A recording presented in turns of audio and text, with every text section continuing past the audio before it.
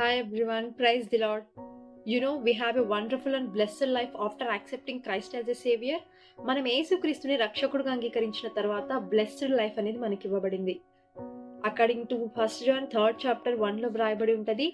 మనం ఏ రోజైతే యేసుక్రీస్తుని రక్షకుడుగా అంగీకరించామో ఆ రోజు మనం దేవుని పిల్లలుగా మార్చబడ్డాం. మరి బైబిల్ ఏమో మనం దేవుని పిల్లలం అంటుంటే, మనమైతే దేవునితో ధైర్యంగా మాట్లాడాలంటే భయపడతా ఉంటాం. ధైర్యంగా దేవుని దగ్గర ప్రార్థించాలంటే భయపడతా ఉంటాం. ఒకప్పుడు యేసుక్రీస్తు ఈ భూమి మీదకి రానప్పుడు మనుషునికి దేవునికి మధ్య పాపం అనే తెర అడ్డుగా ఉండేది. అందుకే మనుషుడు దేవునితో ధైర్యంగా మాట్లాడలేకపోయేవాడు. దేవునితో ధైర్యంగా ప్రార్థించలేకపోయేవాడు. కానీ ఎప్పుడైతే యేసుక్రీస్తు ఈ భూమి మీద జన్మించి, మరణించి తిరిగి లేచాడో, ఆ పాపం అనే తెరని ఆయన తొలగించడం జరిగింది. ఇప్పుడు యేసుక్రీస్తుని రక్షకుడుగా అంగీకరించిన ప్రతి ఒక్కరు కూడా నీతిమంతులుగా, పరిశుద్ధులుగా మార్చబడ్డారు. ఇప్పుడు ఆ పాపం అనే తెర మనకు అడ్డుగా లేదు. దేవుని వాక్యం సెలవిస్తుంది. ఇప్పుడు మనం క్రీస్తుతో ఏక శరీరంగా మార్చబడ్డాం. ఆయన శిరస్సు, మనం దేహమై.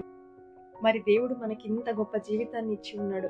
మనకున్న అజ్ఞానం వల్ల ఈ గొప్ప జీవితాన్ని, బ్లెస్డ్ లైఫ్‌ని, క్రీస్తుని పోలి జీవించే జీవితాన్ని ఈ భూమి మీద మనం జీవించలేకపోతా ఉంటాం. వాక్యం సెలవిస్తుంది మనం వెలుగైనాం, నీతిమంతులం, పరిశుద్ధులమని. చాలా మంది రక్షణ పొందడం అంటే కేవలం పాపం నుంచి విడిపించబడడం మాత్రమే అనుకుంటారు.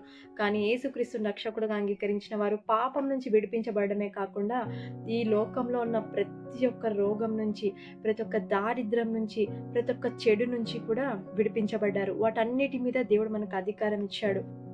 ఎప్పుడైతే ఈ జ్ఞానం కలిగి మనం జీవిస్తామో, క్రీస్తు మనం ఏక శరీరమై ఉన్నామని తెలుసుకొని జీవిస్తామో, అప్పుడు అపవాది మీద నువ్వు విజయం పొందగలవు.